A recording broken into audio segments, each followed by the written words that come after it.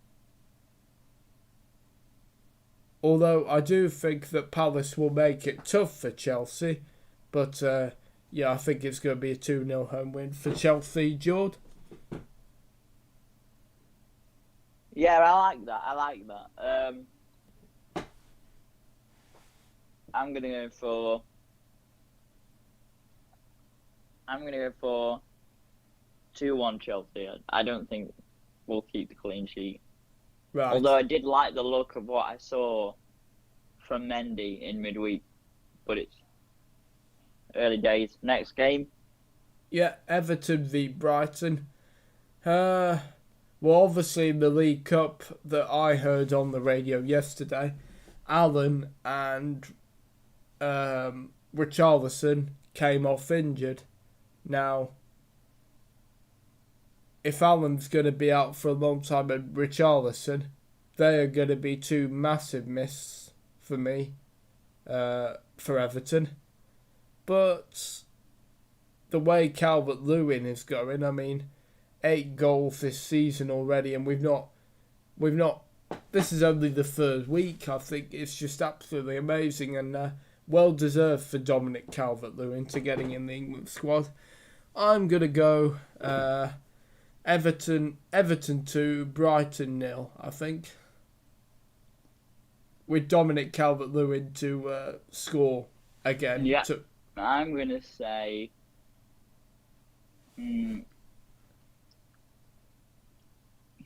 Everton 3, Brighton 1. Oh, right, okay. Because as I've pointed out a couple of times, I think Brighton still have that counter-attacking with Maupay and Connolly, which I really like. They do, yeah. So I'm going to go for a 3-1 for Everton. I mean, like I said, even though I predicted 2-0, this is another one. It wouldn't be the clear... the score wouldn't show how the game was, but eventually Everton would get the 2 goals. That's what I'm predicting. So, but I still think Brighton will make it tough for them, especially with the likes of Trossard, Connolly, Maupay. So yeah. Then we have Leeds v Manchester City. This is a very interesting one. I'm sure Pep will want a reaction from City. But Leeds have made an absolutely flying start. I am actually going to go with I think there'll be lots of goals. Leeds 4, Manchester City 3. I think it's going to be an absolute cracker, but I think Leeds are going to get another win again. That's a difficult one, isn't it? Because I feel like Bielsa's style of play, it's sort of like attack is the best form of defence, as long as you can outscore your opponent. Yeah. And I feel like it could be one where Leeds do get the win and there are a lot of goals, or, Pep Guardiola's style, does allow them to exploit that for against Leeds. I don't know. My instinct says Man City, pretty big victory, but as we're learning so far in the Premier League this season, you can't really predict it. No. I feel like so I'm going to go for a 4-2 Manchester City win. Oh, right, okay. Yeah, Manchester City at Ellen Road, so it should be a good one. I hope it is, because Leeds do give us some very entertaining games, and to all teams, I think I would fear them, Leeds, because they've been a brilliant addition to the Premier League, haven't they, Leeds? Yeah, I can't wait to see Leeds v United. Now, George, obviously you're quite well up on your football history. Now, Marcus said to me, I think they're called the Border Derby, the United v Leeds. Is that correct? They're called the what? The Border Derby? The Border Derby, yeah. I don't know. Oh, right, okay. I don't know that one. I've never heard of it. Oh, right, okay. Maybe. Anyway. Manchester's on the Lancashire border going into Leeds, which is Yorkshire.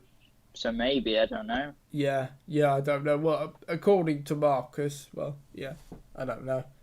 Anyway, Newcastle beat Burnley. I'm going to go for a Newcastle win. Callum Wilson to score, and it'll be a 1-0 Newcastle win, I think. I'm going to go for a 0-0. 0-0, oh right, okay. I think it's going to be a boring game. Oh right. Yeah, no, actually, okay, let me change that, because I guess it depends whether the Burnley centre-halves are back or not.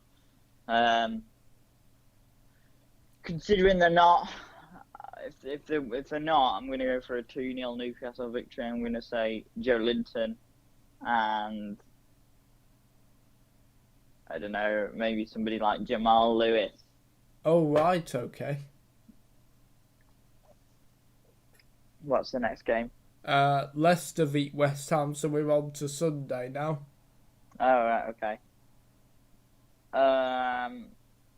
I don't know. I think it's a difficult game. Two teams that had two great results over the last match week.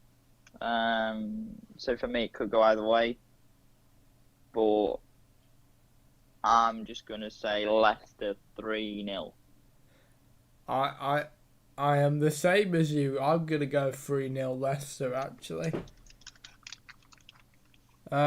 Jamie Vardy to get another hat trick, I reckon. Oh, that's a big claim. Yeah. I just think he'll be really in the mood after that one, you know. Then we have Southampton and West Brom. For me, probably a 2-0 Southampton win, I think. Danny Ings and I think Stuart Armstrong, I think so. Southampton 2, West Brom 0 for me. Well, you can't ignore the form of Danny Ings, can you? No. Where would they be without him? I'm going to go for a 2-2 draw. I'm going to say Danny Ings to score both, and Callum Robinson and Mateus Pereira to score for West Brom. All right, okay. Arsenal beat Sheffield United. I think Arsenal at home. They'll have obviously Gabriel back. I think they'll have a much stronger starting 11 again. I think a comfortable 2-0 win for Arsenal, I think. Aubameyang and Lacazette to score, I think. I'll second the 2-0, but I'll say Aubameyang and Nketiah to score off the bench.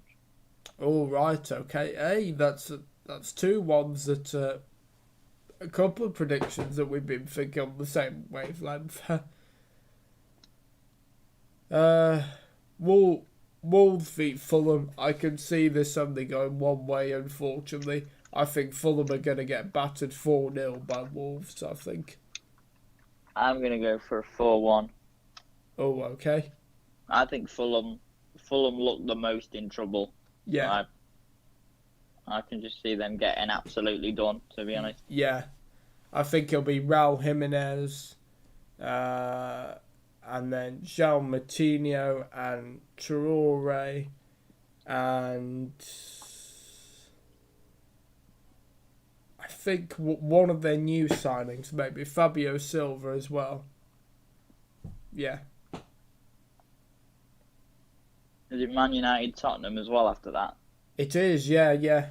I'll let you go first for that one. Okay. Yeah, this is a difficult one. One would hope that United would be slightly, kicking on and confidence and improving their fitness as well as every game. I'm not sure. I think it's going to be a tight game. I think Tottenham will obviously cause lots of problems. 1-0 United win, I think, and I think Bruno Fernandes. No, I think Mason Greenwood is going to score, but I think it's going to be a 1-0 United win.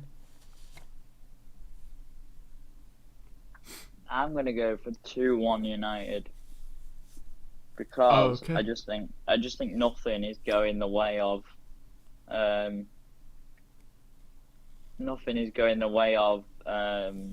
at the minute, is it? So No. I think United, on the other hand, they do get that look as well. Yeah. So I mean, of course, I they'll be think- back to strength in the starting 11 after being rested for that game. So it'll be probably Martial, Rashford, and Greenwood. So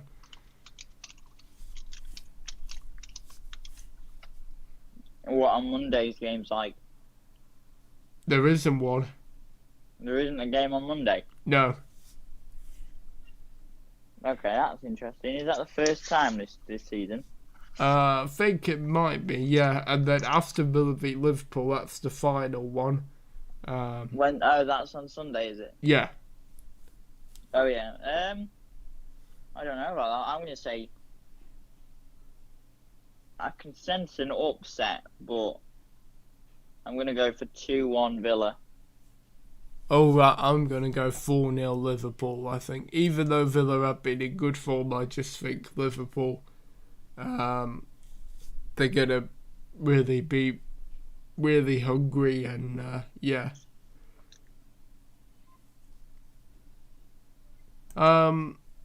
Should we talk about a couple of the League Cup games? So, now that that's our predictions for this week done, Yeah. the one thing I actually wanted to talk about, Oh, apologies. as I said to you, was the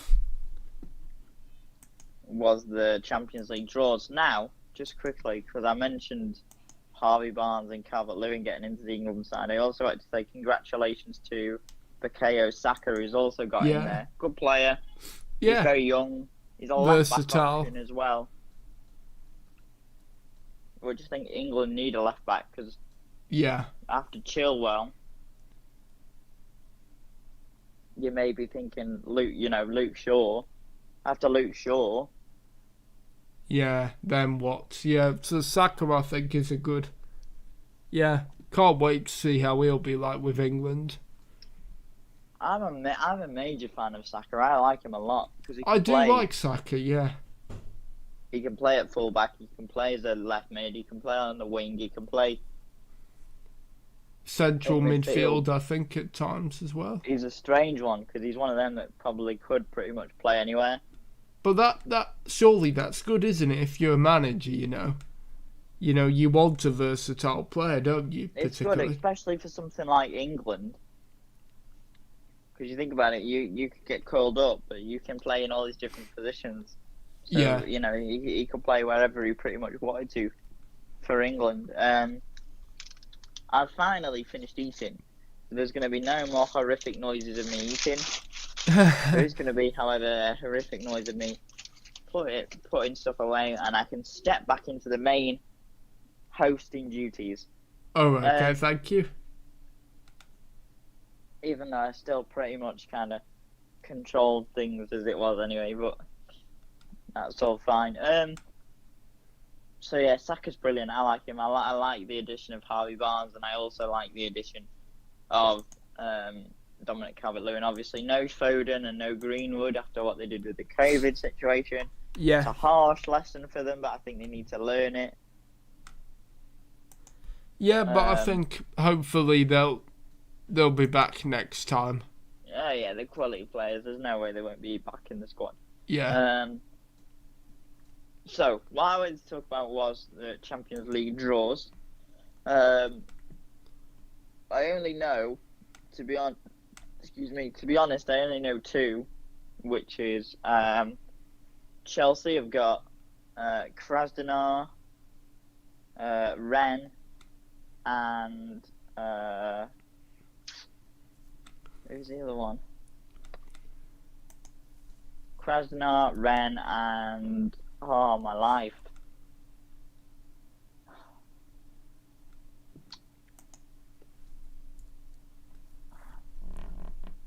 I don't remember, but United have got Leipzig, PSG, and Istanbul Başakşehir. Yep. The Turkish champions. It's a difficult group for United. Yeah, certainly RB Leipzig, and who have they PSG. got again? Leipzig, PSG, and Istanbul. That was it, Başakşehir. yeah. It's a hard game for everybody involved, isn't it? I think hard group for all those in that team for me. In that group, sorry. Chelsea play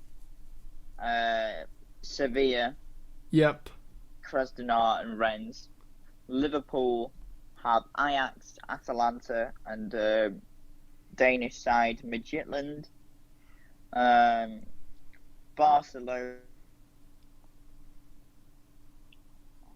face Juventus, yeah, and Bayern Munich face Atletico Madrid. Oh, yeah. Hang on, let me do it properly so we can see. Right, okay. Group A: Bayern Munich, Atletico Madrid, RB Salzburg, Lokomotiv Moscow. I don't know. I think you can clearly see that Munich and Atletico will go through there. Yeah, I think so, yeah. Group B: Real Madrid, Shakhtar Donetsk, Inter Milan, and Borussia Mönchengladbach. Be Milan and Madrid, probably. Yeah. Group C: Porto, Man City, Olympiacos, and Marseille. Not sure. Probably City and Lyon, I reckon. I'd say City and Porto, I think. Oh, right, okay. Group D, like we said, Liverpool, Ajax, Atalanta, Midtjylland. I really don't know how to say that, but that's what we'll go with. Yeah, Liverpool and Ajax probably from that group to go through. Yeah. Liverpool and Atalanta. Yep. Sevilla, Chelsea, Krasnodar, Rennes. I think Sevilla and Chelsea. Group F, Zenit, Borussia Dortmund, Lazio, and Bruges. Dortmund, I think, and it's hard out of that group, actually. Who else will go through? Dortmund and Lazio for me. Right. And Juventus, Dynamo Kiev, Barcelona, Fenerbahce in Group G. Obviously, Juventus and Barcelona are going to go through there.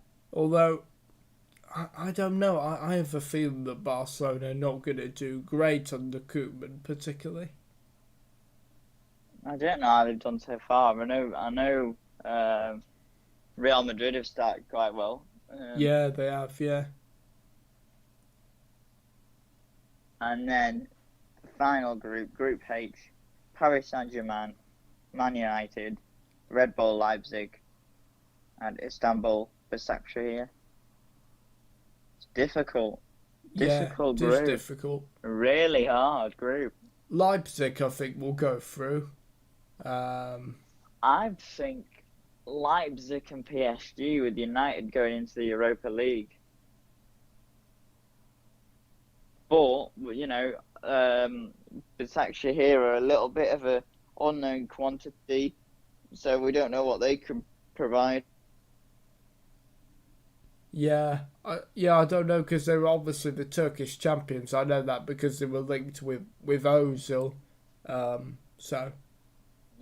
Yeah, it's their first ever league title, isn't it? I know they've got Demba Ba. I think they've Gael Clichy. Oh, former Samir City Nasri. old boy then.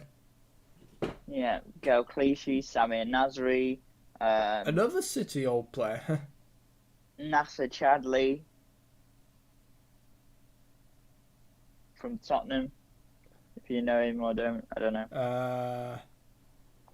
know. Might know his face. Mind you don't know anybody. I do know Clichy, I do. So yeah, I think that's a hugely difficult group for United, and I think they're going to struggle to get out with that one. But you never know. You never know, because obviously the big comeback they had against PSG last season. So, an interesting one will be as well is there are fans allowed back in France and Germany and in Spain. So, but only home supporters. So there are going to be a lot of times, especially, the away day the away day in Paris, the away day in Leipzig, the away day in I don't know if fans are back in Turkey, but I imagine so. So the away day in Istanbul, and United aren't going to have that advantage. So I think it is going to be pretty difficult, to be honest. Oh, I think Sam's here. Good evening, boys. Sorry I'm so late. No, that's all right, Mate. Sam. It's all right. You've missed a shit show. I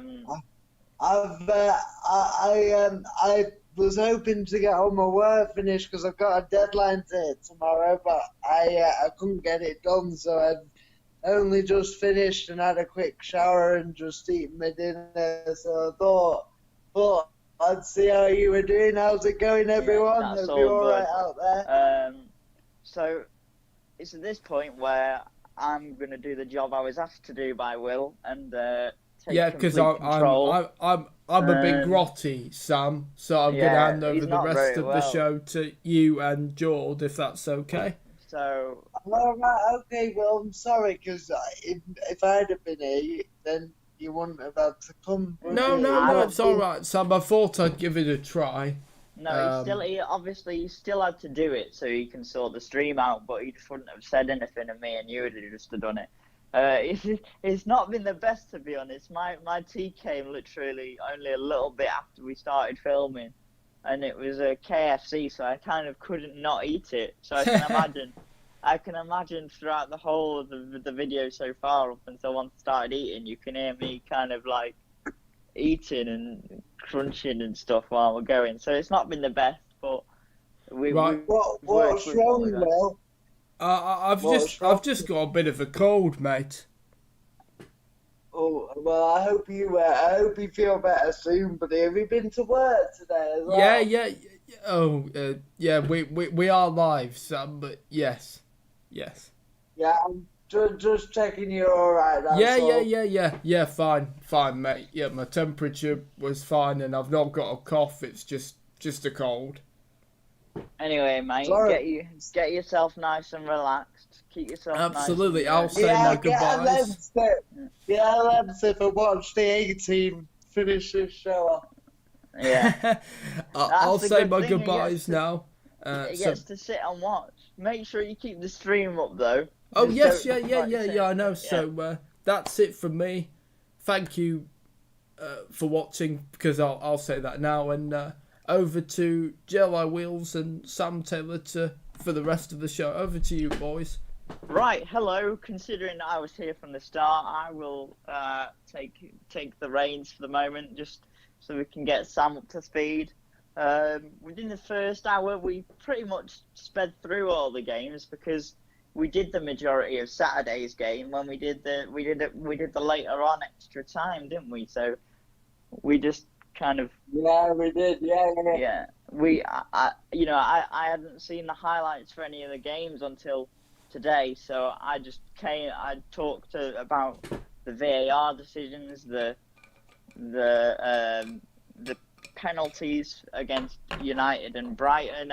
Like I said earlier on, I thought that the Morpay penalty that was conceded by Pogba was a penalty. I felt like Brighton should have had a penalty later on, but it was a bit of an awkward angle for VAR and the ref to see. But on Match of the Day, they did point it out actually later on that it should have been a penalty. But like I said, I thought it was at a bit of a weird angle, and obviously Fernandez's match-winning penalty for me was spot on. Good decision. Yeah, he never looked like missing, did he? To be honest.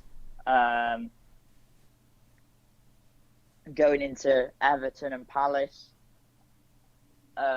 with the letter of the law, I think they talked a bit about it on Match of the Day. So obviously, if your arm comes out of you, is in an unnatural position. So basically, if the ball comes in and you're not trying to move your hand away, it's what I kind of got from it. In any kind of situation is kind of ridiculous. So within the letter of the law, the Joel Ward foul is a foul, but I don't know, it's a bit harsh No, for it me. was. If that's the law, then the law's wrong. I'm sorry, everybody, but just to quickly pick up on VAR there, if we're getting penalties for what happened to Joe Ward, then that's ridiculous. And I don't know if and the Eric Dyer one, well, I sort of think that was more of a penalty than the Joe. That's even worse because he's not even looking. He doesn't even. Eric Dyer doesn't even know where the ball is because he's not facing the ball. That to me, that's absolutely never in a million years a penalty. Well, they're both. Let's just say, and I agree that it wasn't a penalty. I was just saying, from the angle I saw it, it looks more of than Joe Ward's. But actually, we're talking. I don't think either of them were a penalty. No, I think they're two shocking, absolute shocking decisions. FA, I know we're now run by UEFA, aren't we, on handball and whatever, but if this is the way they're going to do it, then they're killing the game, and the rule needs to change. So UEFA, if you're listening to our channel, I don't know why you would be, but just saying it out, I want the rule changed. Thank you. It is pretty disgusting. It is. The rules are disgraceful. I also talked a bit about Burnley and Southampton. You know, we talked about the refs putting the flags up once play had stopped. There were two instances where the referee, the linesman, put his flag up before the phase of play had ended. So what's the point of dragging players, managers, coaches in, telling them the rule if the linesmen themselves can't do it? I think, to be honest, just quickly to clarify on that, I think that's a bit more excusable. As in, I think that although he made a mistake, and yes, okay, it was debatable. Was he off? Was he not off? But I can sort of understand that, because when you've done that for so long, obviously they should be well drilled on it now. But everybody can get brain freeze and do the wrong thing, and when it's been that way for years, then it probably just did it instinctively and didn't realise. Don't get me wrong. What should have happened is the referee shouldn't have blown his whistle. So there were two mistakes on the one I saw, where the ref put his flag up. The linesman put his flag up, and the ref then looked at the linesman and blew. What should have happened is the linesman put his flag up, but the ref should have waved play on until the phase of play had ended, and that was the problem, that the ref and the linesman both made a mistake, made them more difficult. I think a lot of it, like you said, does come down to it's stuff they've done before, and it's what they've been doing for what I know for at least 50 or so years. So for me, I understand that, but if it gets drilled into the players and the coaches and managers, it has to be consistent for me. I don't disagree. That's me being harsh in response to what is some very, very harsh handballs as well. So the handball thing is common sense.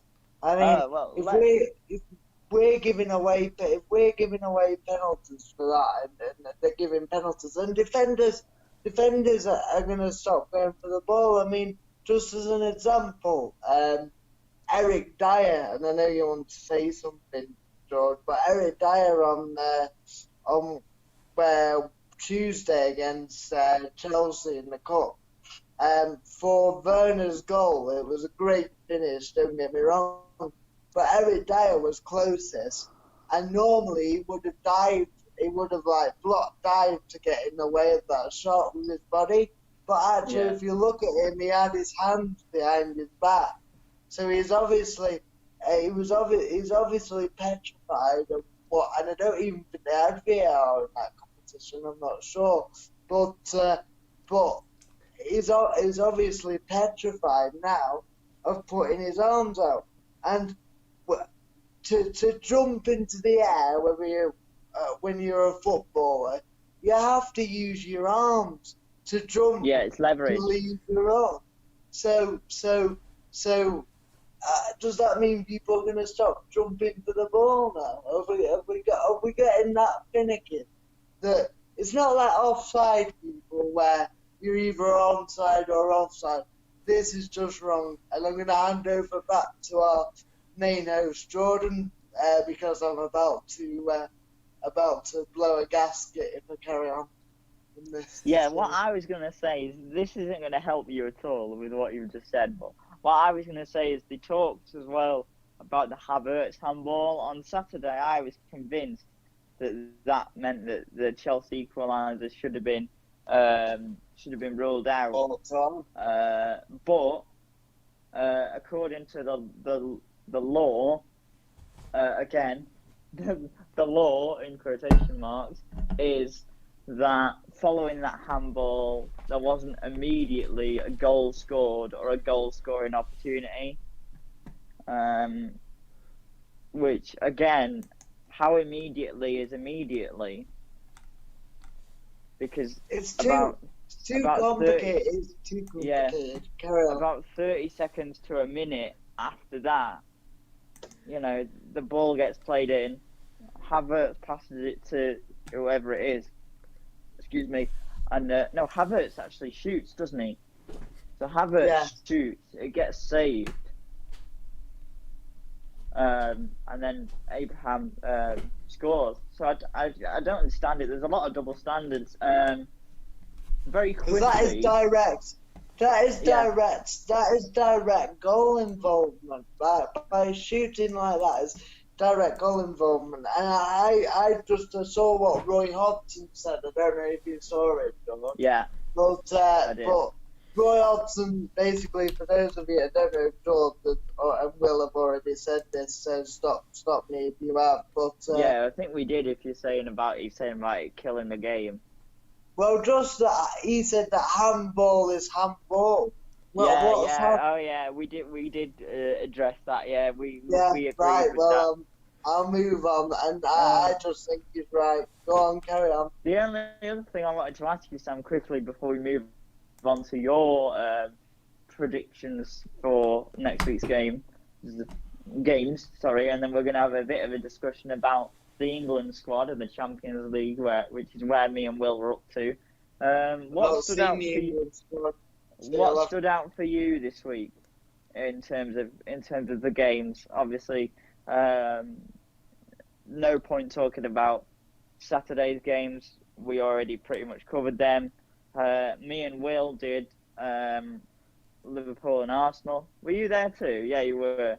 So we did. So basically, everything that we didn't cover, what stood out for you? So it's basically just Sunday, which was Sheffield United and Leeds, Leicester and Man City, Tottenham, Newcastle, which we've already covered. The Eric Dyer handball is basically the only major thing that happened in that match.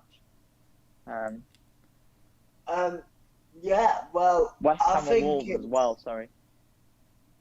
Yeah, I mean, what did West Ham and Wolves finish? I take it West Ham won that, did they? Do you not know? West Ham beat Wolves 4-0.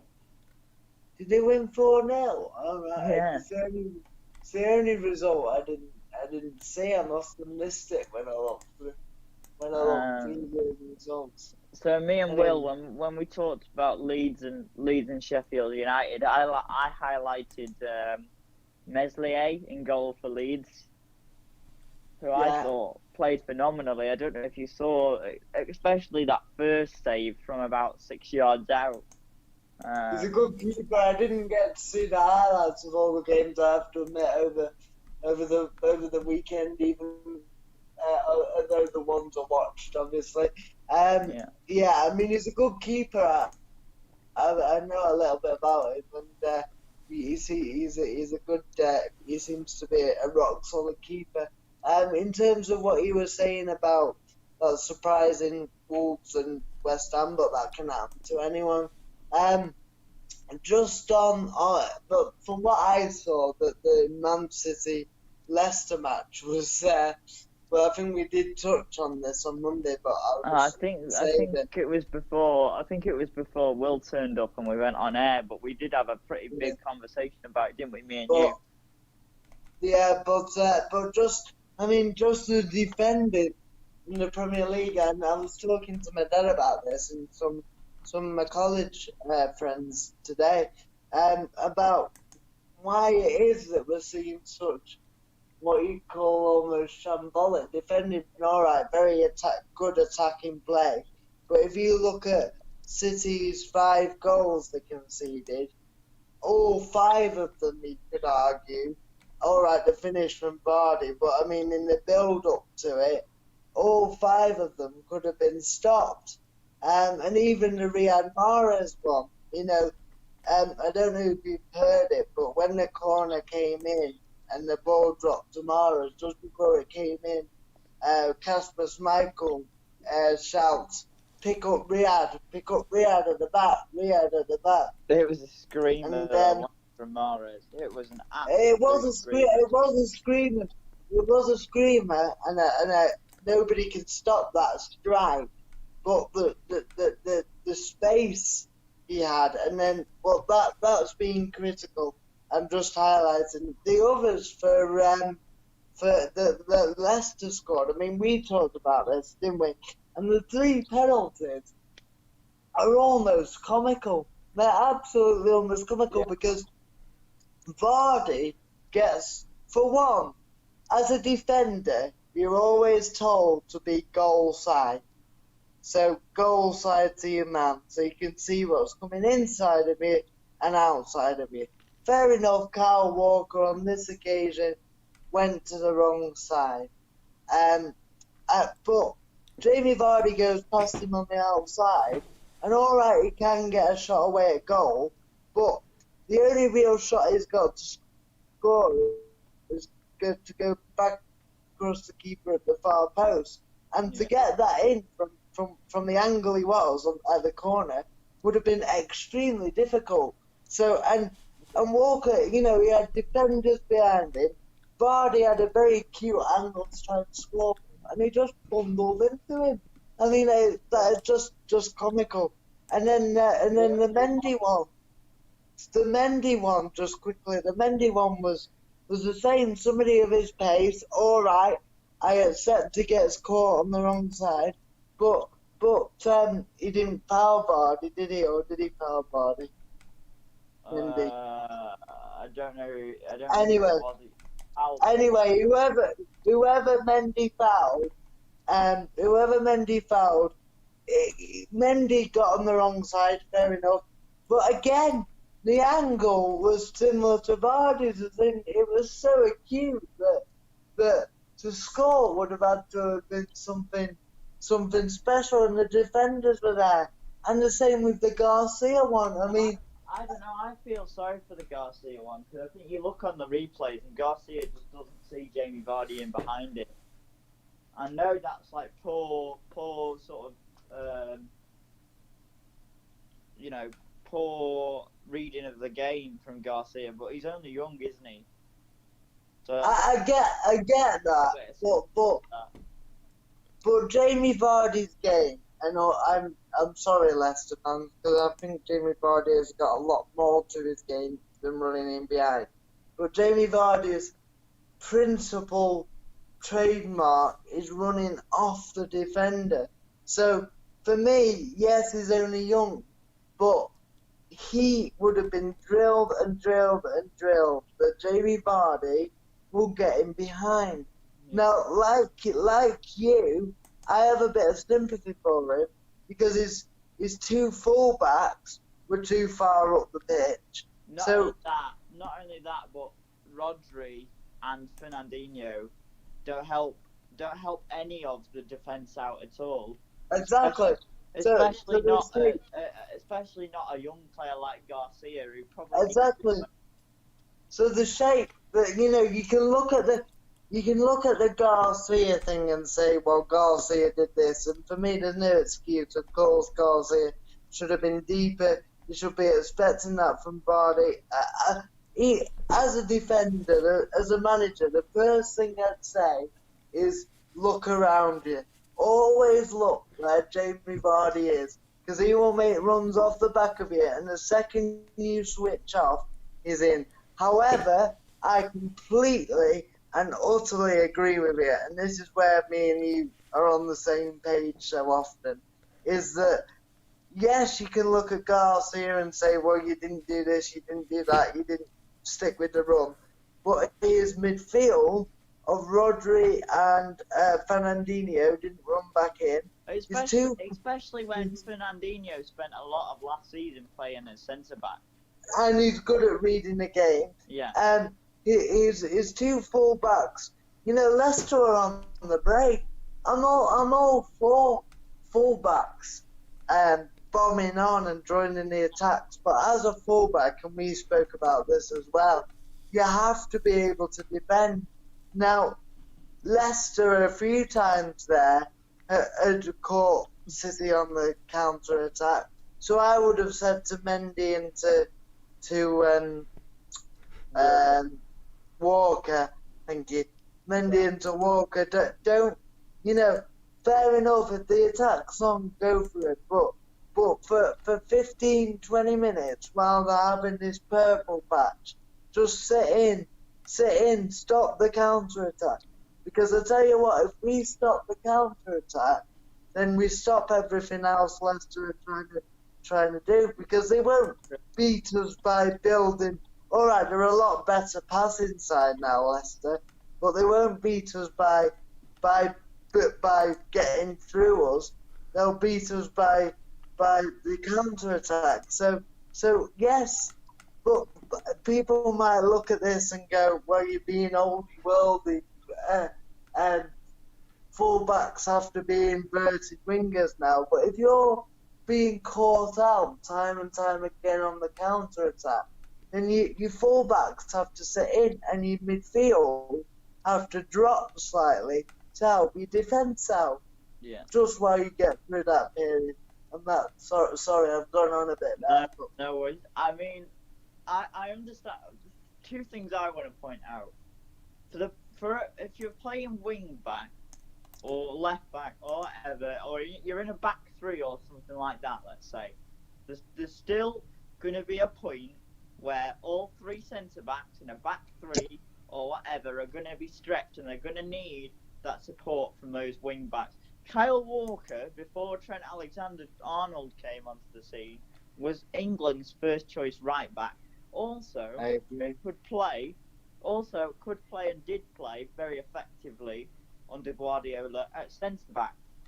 Now, so him making mistakes, is inexcusable, but we do know that he can defend in some, and showed that. Benjamin Mendy, on the other hand, has got no defensive sensibility whatsoever, in my opinion. It's a bit like Serge Aurier.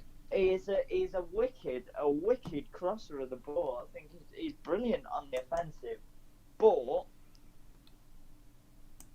like you said, when you're playing wing back, the key point is you have to be able to do both. I mean, you look at Marcos Alonso against West Brom. Two basic mistakes. Heading the ball straight to Mateus Pereira, a player of his quality was always going to pick a pass through to Callum Robertson. And then for the third West Brom goal, Marcos Alonso completely loses Kyle Bartley, who can then just tap in. And to me, I've got nothing to say. I've had. There's that many occasions with Marcos Alonso. I don't know what you say about it anymore. I mean, the thing that used to make the thing that makes Marcos Alonso get away with it is the goals that he scores. But even then, he doesn't score as many as he used to. You And think he's about not in the team for that. Yeah. He's not in the, again, it comes back to the point of course your fullback should get forward, and I understand it's a modern game, but Marcus Alonso, this is something you brought up, has got two speeds, hasn't he? He's got his speed for going forward, and then he looks like he's been through cement when he's trying to get backwards. Yeah, Marcus Alonso for some reason just does not have the energy to track back. I mean, the guy is 29 years old, right? So he's not old. He's not, should still be in his prime. To me, as a fullback, a modern fullback is probably past his prime a little bit, or at least at the peak. It's the same with Azpilicueta at the minute, which is why I think Azpilicueta should be turned into a centre back, because Azpilicueta has all the sensibilities defensively. I think he's a great defender, and I think he also is a very good crosser of the ball. We saw he completely ruined Reguilon in midweek. I don't know if you saw that little bit of skill, Azpilicueta against Reguilon. He just sat him right down. It was brilliant. I think it was that was experience against youth. That Reguilon tried to make up for giving the ball away and just completely sold himself. And Azpilicueta went, "Oh, I'll have you. Thanks very much." And I think Azpilicueta, you could argue, is a bit of a dying breed. Certainly at the top level, because he all right. Azpilicueta is very, by today's standards, very average going forward. He's good, but I mean, compared to somebody like a new modern fullback like Trent, but doing what he's meant to do, he's world class in my opinion. Azpilicueta. Sorry, just to tell you, full-time result: Stoke 1, Aston Villa 0. In the Carabao Cup. Result, I'm just seeing it now, Vokes. Yeah. And also, that's good because Brentford won tonight, beat Fulham 3-0. Yeah. In huge. Saeed Benrahma with a brace. Yeah, looks like he might stay, Yeah, it does after all that, and how good is that? Congratulations to the championship sides. I hope they draw each other, because then we're guaranteed a championship side in the semi-final, and I think that would be very good. Yeah. But just going back to what you were saying. Sorry, I just want to finish up on Marcus Alonso before we move on to whatever else. The only thing that saves Marcus Alonso, and the thing is, I think in his first 2 seasons, I think he got 7 goals each season, right? And that's a really, really good outlay for a fullback. For me. Very good. And that's probably the thing that saved him. It's only been, I feel like ever since Lampard came in, that's when he's been asked to do a little bit more defensively. Now, I just don't. I feel like we were saying, he can bomb on at speed and whip crosses in, and he's got a great shot on him for a fullback. But tracking back, it's like he wastes all his energy. And I can't wait to see Chilwell in the side. And I know that he's going to improve Chelsea quite a bit. And they'll improve him as well, probably. Yeah, absolutely. So you didn't know about Wolves and West Ham, no? No, I looked at all the results last week, or last weekend at the end of Arsenal and Liverpool's one, and I must have missed it, and then I thought, oh, maybe Wolves played, and then I looked at the league, and they were like, 3 games, but only 3 points, so I was like, oh, they must have lost, but I didn't. Wolves were poor, and West Ham were superb. About time. That I think for me that if they could carry on that level of performance, and very highly reliant on Bowen and Antonio as well as Allaire, you know, maybe they might be all right. I was saying to me and Will were saying earlier that the ones that I'm most worried about is West Brom, Fulham, and Sheffield United as well. Yeah, I mean, what I would say about about West Ham is that they seem to be able to do it for a couple of games or whatever in a really high performance levels, but then they just seem to dip, like really dip, and it's whether they can keep their consistency up. Not in terms of results, but if they perform well on average, not every game, because you can have your bad games, but if they can perform well 3/4 of the time, even if they don't get the results every week, they'll stay up. It's all about performance. If you perform well, then eventually the results will follow. But my concern is with West Ham, because they seem to do it in flashes, and that's a bit of an issue. Okay. So if there's nothing else that you want to touch on from this match week, what I wanted to talk about, if you don't know the England squad, it was a 30-man squad. Obviously, there's 3 games in this international break: Denmark, Wales, and Belgium. You've got no idea at all about the squad, no? No, because it came out today, didn't it? So I've been working all day, so I've not had time to look at anything. There's 3 players who have been called up for the first time. Do you want to guess it? Let me guess. Yeah, go on. Dominic Calvert-Lewin. Yeah. 3 players that have been called up for the very first time. Yeah. One. Tariq Lamptey. No.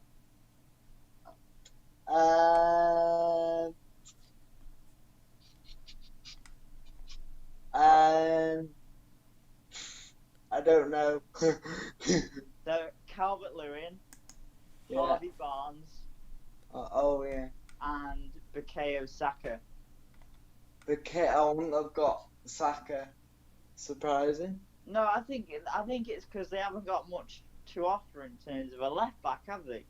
They've Chilwell, Luke Shaw, and Saka is 3 pretty good options, I think, at left back. But we're blessed with right backs. Yeah. Not really. I think the thing is as well. Well, we're blessed with obviously 2. With it being 3 games over the international period, I think there's a good chance that a lot of those players are going to play as well. Oh yeah, you need rotation, definitely. Yeah. I think Harvey Barnes deserves it. He's played really well. I agree. Yeah, no, I can't argue. Put them in, test them, see if they can, Yeah. see if they can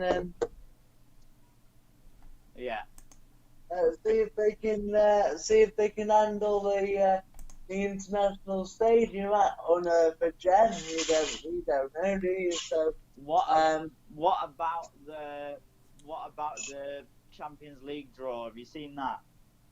Was that out today as well? Yeah. No. Right. Okay, so what we'll do then is I'll go through the Champions League draw with you, but first I'll get your predictions for this next week. Sorry about that, mate. I've just been working all day. No, that do you know what? That's fine because we get your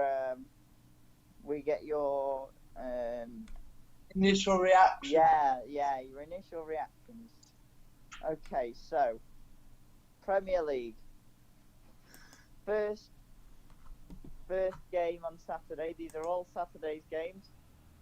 One at a time, or shall I just give you them and you give me a quick fire prediction? What do you want? Yeah, go on, quick fire.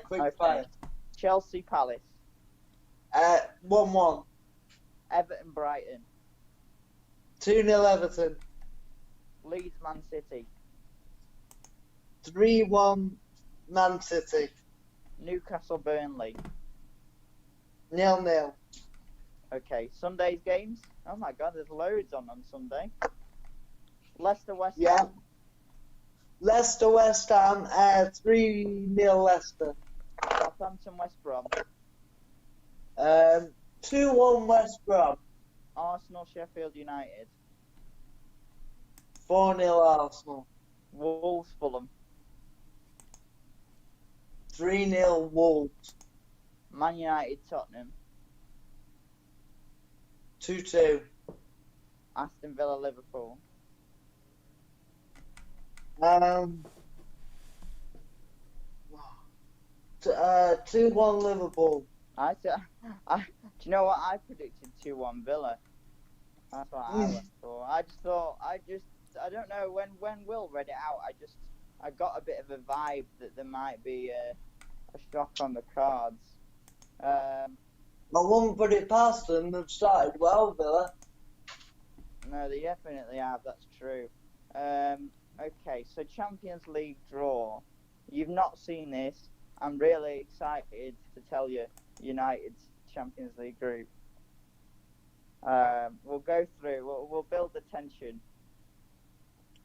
Group A: Bayern Munich, Atletico Madrid, RB Salzburg, Lokomotiv Moscow. You imagine there's only two good. Well, the first two will go through there. Group B: Real Madrid, Shakhtar Donetsk, Inter Milan, Borussia Mönchengladbach. That's quite a good little group. Yeah. Group C: Porto, Olympiacos, Marseille, Manchester City. Good group for City, that. Yeah, it's not bad, is it? They always get away with it. Yeah, they always do alright, don't they? Group D: Liverpool, Ajax, Atalanta, and Midtjylland from Denmark. What a good. I don't know much about Midtjylland, but that's a good little group as well. Yeah, safe passage, I think, for them. I think Ajax could cause Liverpool a few problems. Atlanta could be a bit of a surprise team. Okay. Group E: Sevilla, FK Krasnodar from Russia, and Stade Rennes from France, with Chelsea. Right. What do you make of that, being a Chelsea fan? Easy group, mate. Easy group. No easy games in the Champions League. No, but it's a nice group. So, Group F: Zenit, Borussia Dortmund, Lazio, and Bruges. Group G. Right. Yeah. Group G: Juventus, Barcelona, Dynamo Kiev, and Fenerbahce. I thought you were going to say us. No, you're next because there's only one group left. Okay. Group H: Istanbul, Başakşehir, RB Leipzig, Paris Saint-Germain, Manchester United. Ouch. That is a ridiculously hard Champions League group. That is the group of death. There's always one. Yeah. I think Liverpool's group's a pretty hard group, and also Group B, the Real Madrid, Donetsk, Inter Milan, and Gladbach one. Also, just an interesting one to point out before we get Sam's thoughts on the Group H. Group G, Juventus and Barcelona, is Ronaldo versus Messi. Do you think you'll get through that group? No. I don't either. Will said he didn't know, but I don't think they'll get through. You may as well not travel. Save the bother. There's also the thing of apparently the fans are still going to be able to come in, but no away fans. So United have got to go to Paris with 5,000 fans. 5,000 Paris Saint-Germain fans, Leipzig with 5,000 fans, Istanbul with fans there. But when Paris Saint-Germain, Leipzig, and Istanbul go to Trafford, there's no fans. So there's that as well. I think we better get ready to play in the Europa League. well, I was gonna call it the the floppy league, the floppy European League. It's a good league actually, but you know what I mean. The I mean, Poundland Champions League. Yeah, I mean, I think there's a chance we could. I don't think we'll lose every game, but there's a chance we could lose to all of those sides. I thought that. I think we could lose every game. Well, I love your optimism, mate. I really do. If you're still listening, then hopefully you are, because we've got your link on. I love it. He's still listening. I love your optimism, Will. But yeah, we may as well enter, football on the moon, because there's no. Here we go. No, I think it's a rough time for United, in my opinion. How far can Chelsea go? Depends, doesn't it? Depends. If they pick the points up against Rennes and Krasnodar, then definitely, I think at least quarterfinals, but you never know. Do you think you can win the Champions League or not, like you did under Roberto Di Matteo? No. There was a brilliant thing going around Facebook of Didier Drogba's face when he drew Bayern Munich out of the hat. Because obviously he scored against Munich, didn't he? There's a brilliant picture of him like smiling as he draws their name out. Yeah. I mean, George, that team, because of the season we'd had under Andres Villas-Boas, was given no hope of winning the job. Well, they're good side, Chelsea. They had the players, but not the form that season. So I suppose you can't count them out, can you? We won the Champions League with Jose Basingua right back. Exactly. Just think about that. And Ryan Bertrand played that day. So I've you've always got a been a fan chance. of Ryan Bertrand, but not back then. No, I think. I mean, it was a bit written in the stars, because was it Czechs saved a penalty from? Didn't he save a penalty from? Robin. Before it went to penalties, he saved a penalty from Robin, didn't he? Yeah, that was it. In extra time. Yeah. Yeah, I thought it was written in the stars that for Chelsea.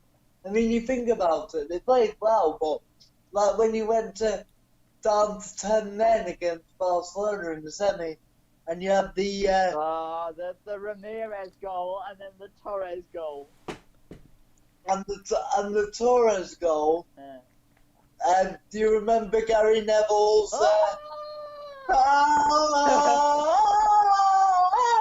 Oh, it's brilliant. Well, I love watching that. I love watching that one. I don't know. Gary, mate, you know I love you, but and then we don't need to hear your orgasm voice on live TV. Yeah, obviously we won the Europa League the year after as well, so successful couple of years for Chelsea. It was, and I still think Roberto Di Matteo didn't deserve to be sacked, but there you go. Neither. I think Benitez at the time deserved to stay on, but obviously he got so much stick. Well, yeah, it was. They say that he played negative football, didn't he? And it was in Liverpool links. Yeah. Yeah, I agree. I'm just trying to think. Is there anything else that you want to discuss before we wrap it up? Because I think we're pretty Just close to the end. yeah, just quickly, just going back to the dreaded handball rule. I don't know if you saw it on Match of the Day. 50, um, 50, in 100, something like 50 years, the handball rules only ever changed once, and it's changed twice in 2 seasons. Do you, can you, even though it's governed by UEFA, can you really see it changing? Is the campaign going to be that big for change?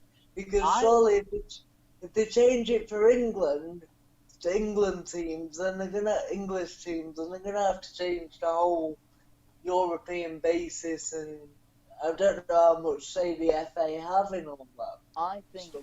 I think the rules are going to change. I think they're going to change. I don't think they'll change mid-season, but I think they'll change at the end of this one. And if they change in this country, if that's what UEFA wants for everybody to follow the same rule, but if they change in this country, they've got to change elsewhere as well. I also just wanted to say very quickly that I said this when Will was here, but I'll say it when you're here as well, Sam. I've been watching. I've seen every game of the Ligue 1 season so far, so the French league, because I felt like we give the French league a lot of stick, and I wanted to see whether it was warranted or not. And oh boy, let me tell you, I've never seen such bad defending in my life. Even worse than the Premier League defending. It's like I've seen better defending in League 2. I really have. So it is just then.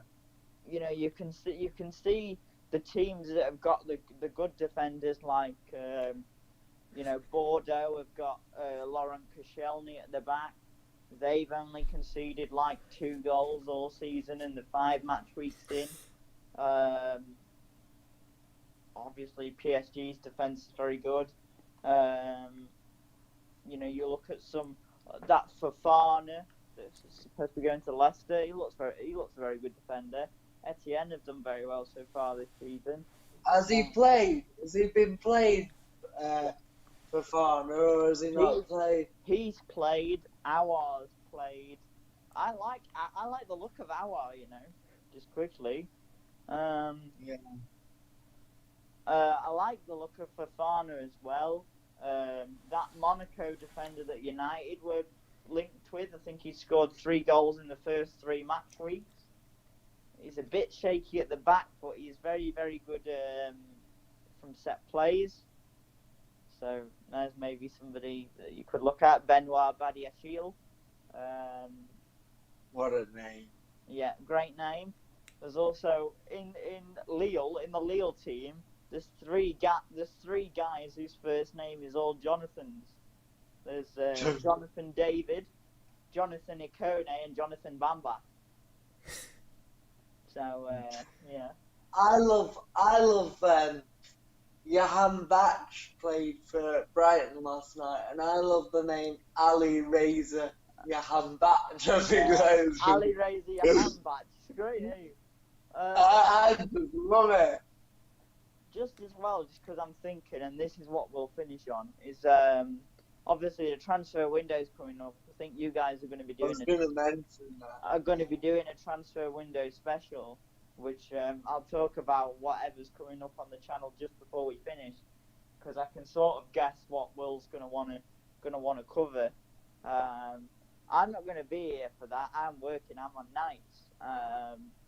So I just wanted to say my predictions for the last couple of days of the transfer window. We heard today that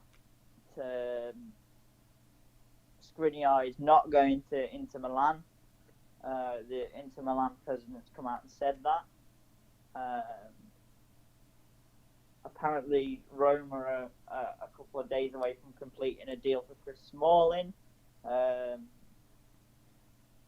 We're also on about Leicester signing for Fafana. Apparently there's meant to be one more bid for Tarkowski. On about United signing Ousmane Dembele on loan. Apparently the player's come out and said he doesn't want to go to United. Was he? Yeah. Oh, that's a shame. Just shows where we're at. Players yeah. not wanting to go for Man United to go to Man United. I mean, if that's not a wake up to the board, then Will Aouar join Arsenal? For me, too late in the window. Yeah, Too late in the window. However, I think the party deal will get done. Do you? Why is that the noise is coming out? Because you know, obviously it's to do with Torreira as well. So if Torreira agrees to it, I don't see why, you know, they'd say no. Because Torreira, I think he was from Sampdoria before, wasn't he, or something like that. Yeah, Torreira was. Yeah, I remember watching Serie A highlights and seeing him. I think he'd suit the Spanish game really, really well. So that's my... technically very good. Yeah. I also think, you know, we've seen about Burnley. I think they are going to... You know, there's rumours about them bringing in Harry Wilson. I think they are going to bring in quite a few players. Because, to be honest, I think they really need it. We saw Sean Dyche obviously talking about conversations he's had with the board and things he said to them and what he wants from them. And I think they really need that, you know, because they're another team that could be in trouble if they don't strengthen. He deserves that as well. Everything is given to Burnley. I mean, I know we're in the middle of a pandemic, but Sean Dyche has earned the right to turn around to the board and say what he wants. Yeah. Not just that, but I also really like a lot of their team. I really like Nick Pope. I really like, excuse you, Will. I really like Nick Pope. Sorry. I really like Ashley Westwood. I like Jack Cole. I like Jack Cole. I think it was surprising that he moved from Southampton in the first place, and then obviously he got relegated with Swansea. But he did well for them. Obviously got in the England side when he was in Swansea colours. Yes, he did. I like Dwight McNeil. I like Chris Wood. I even like the likes of Ashley Barnes and Matej Vidra. So I'd like them to stay around. Obviously talking about Chelsea and Declan Rice. Apparently Declan Rice is happy at West Ham and doesn't want to go. I'd have him, but I think that, you know, what Frank needs to do is... Where would he fit? Well, that's the thing. I think if he was going to play anywhere, getting rid of Barkley maybe could free up a space for Rice, but then if they were going to get rid of Barkley, you know, there's still Loftus-Cheek, there's still Jorginho, there's still even Marco Van Ginkel, if you remember him. He's still there. Is he still at Chelsea? Yeah. I think he broke his leg like 3 times, hasn't he, or something like that. You're right there, Will. Yeah. Good, thank you. You're interrupting. What about Will? I saw John McKell Sarri played for Fulham tonight, and I didn't know he was still there. He's not been getting in, has he? In the Premier League. Apparently, he's going to Galatasaray. Has he played this season? I don't think so. I know Frank Zambo. Did he even play last season? No, he was on loan at Galatasaray. Oh, was he? Oh, right, that's what I thought. Anguisse has played for Fulham. So, yeah. But other than that, I don't know whether there's any more big stories to cover. I don't think... Jadon Sancho we put a bid in for, but I don't think Dortmund are going to move on that. It got rejected, didn't it? I don't think Jadon Sancho is going to leave Dortmund. I don't think... Why would he? I don't think United are going to get Dembele. Obviously, he's turned around and said he doesn't want to come. I don't think they're going to get Douglas Costa either. I wouldn't leave.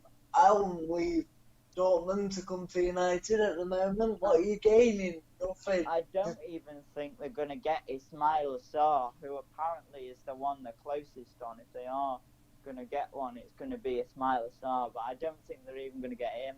I think that it has to be, considering what they're doing with that team, it doesn't make sense why they would want a right winger. It doesn't make sense because you got Greenwood and Martial and Rashford. All three of them. We need a centre half. All three. We need a centre half. All three of Martial, Greenwood, or Rashford can play both up front or on the wings.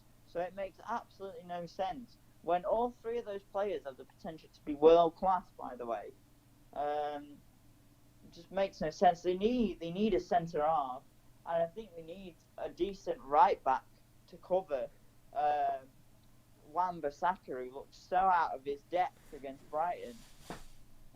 It was unbelievable. Just quickly, what do you think is going to happen to Said Benrahma now? I think Scored 2 goals tonight. I think if he's in the team, it means he's going to stay. That's what I think. They've also had David Raya back in the team, haven't they? So I think he's going to stay as well. I think obviously Arsenal signed Alex Runarsson from Dijon, didn't they? So I think that means they'll stay. Right. If that's everything. Is there any other bits of transfer news? Surprise. I've got three things just on transfers I want to ask you. Okay, go on. So, most predictable transfer that you think is going to happen between now and the deadline? Well, considering I've just seen two here, I'm gonna tell you. Tottenham have apparently agreed a deal with Benfica for Carlos Vicinius.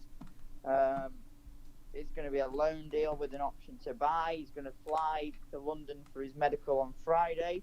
And also Everton have agreed a fee of 25 million for Norwich defender Ben Godfrey.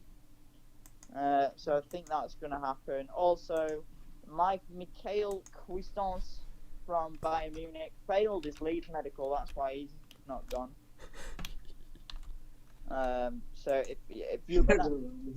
if you were going to ask me, I think also Vladimir Kufal from Sparta Prague has West Ham, isn't he? Yeah, completed a West Ham medical ahead of a £5 million move. I think that, personally from Chelsea point of view, I think we're going to see quite a few leave. I think Alonso and Emerson could both leave. He was another one that was awful. He didn't pick up his man for the Spurs goal. Lamella. Yeah, he didn't pick up Lamella he just let him go. So I think they're both going to go. I think Bakayoko's going to go. I think Jorginho will go, even though I really rate him. Has Drinky gone yet? They released him, didn't they? He's training there for match fitness. I think, just quickly, I think as well, one of the defenders will go. I think it's most likely to be Tomori on loan, but I don't want Tomori to go because I actually like him the most. How about Rudiger? Has he gone? Rudiger could go as well, but I also like him. After lockdown. I think he's your best defender apart from Thiago Silva. I think you've got Thiago Silva and Azpilicueta, and then Rudiger for me. So just quickly, because I just want to ask you two more questions. Most unlikely transfer to happen now. Jadon Sancho. Yeah. Jadon Sancho. That was an easy one. Yeah. And the best signing of the window in the Premier League. Oh my God, that's a brilliant question. Best signing of the window. Doesn't matter how much they cost. It's just who you think will turn out to be the best signing. Who do I think will be the best signing? Okay, that's an interesting one. Not seen enough from Werner or Havertz yet for me to say that, so I'm not going to go for them. I quite like the look of Ferran Torres, but he's not really played in the league yet. I think Aaron Ramsdale for Sheffield United is a great bit of business, but I think the most important transfer for me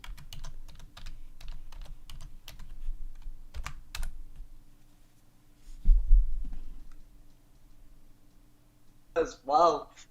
That's extremely interesting. Can Doherty pile up the documents on his profile? We will see. The thing is like when I saw Spurs make that move, I really, really, really rate Doherty. I think he's class.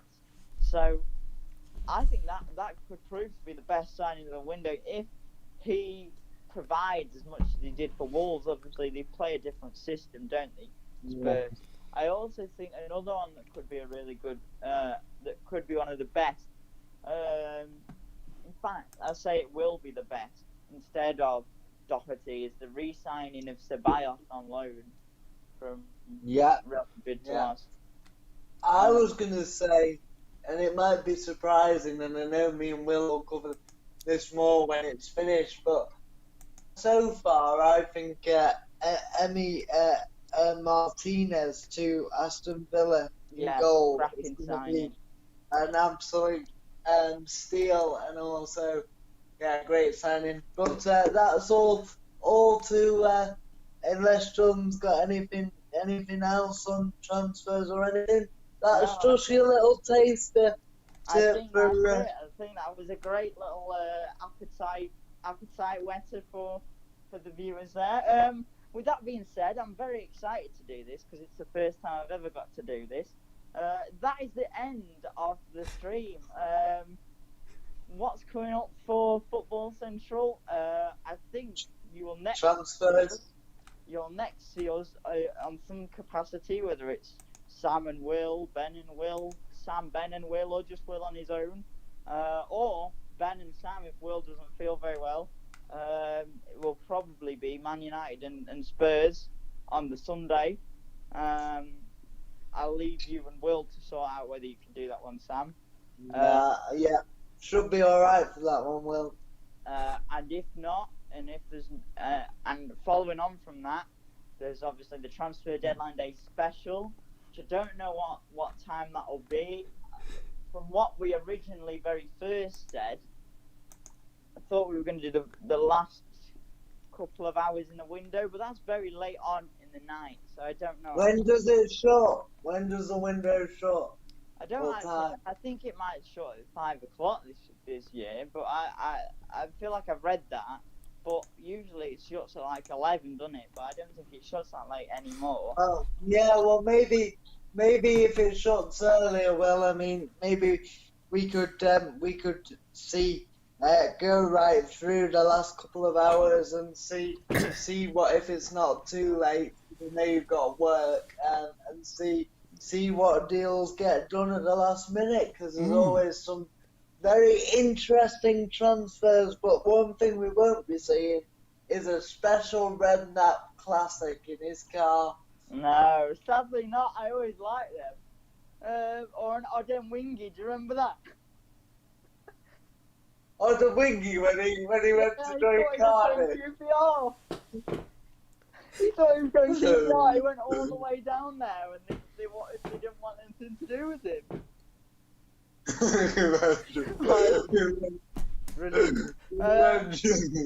Anyway, come on, you can come. Oh, by the way, they've changed our minds. It's brilliant that. Anyway, you can have a cup of tea. You can have a cup of tea with 2 sugars now if you want one before you go to Cardiff.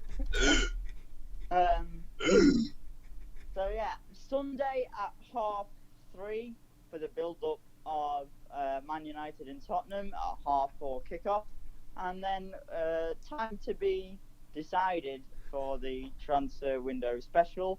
After that, it's the international break, so I don't know what we're planning, but me and Will have had a couple of conversations, and I don't know whether you fancy getting on in this getting on in this as well, Sam. But we did have a couple of conversations about covering the England games as and where we could. Yeah. So I don't Yeah, know but I'm up for that. how you feel about that. And Yeah. I think that's everything from us. So my thanks to a very, very poorly Mr. Tube Mix. I hope you're feeling better soon, mate. Thank you. And also my thanks to the always fashionably late, but always a pleasure, Mr. Sam Taylor. Thank you. And I'm not going to give thanks to myself, but with that being said, if you did enjoy the video, don't forget to leave a like, comment as well, because we do like a little bit of conversation. We would like to get as many people commenting and getting involved. Subscribe, people! Subscribe! We need our subscribers going on. Do it! It's one click of a bloody mouse. No, okay, I'll do it. I'm the host here right now. I'll do it. Like, you know, subscribe if you want to, although I don't know why you would want to when you've got Sam Taylor screaming at you. And don't forget to as well, if you also enjoyed, share it with your mates, you know, share it around on Facebook or Twitter or whatever social media platform that you use. I don't know what the kids use these days. Well, I'm getting a bit old for all that. With that being said, my name was Jordan, also known as JLI Wills. With me has been Will and Sam, also known as Tube Mix, as well as Sam Taylor himself. And even though the lightning has gone well and truly out of our ex-lightning boy on YouTube. Yeah. But hopefully he will have his bolts back in place. Yeah. By Monday. Just needs a lem sip, I think. I'd also like to say, just very quickly before we do close, thank you very much to Will for allowing me this opportunity. I think if Sam would have been here, I think it probably would have been entrusted to Sam, but Sam wasn't, so I've been the host. Thank you very much for the opportunity, Will, and with that being said, Thanks, guys. good night, stay safe, and see you next time. Goodbye.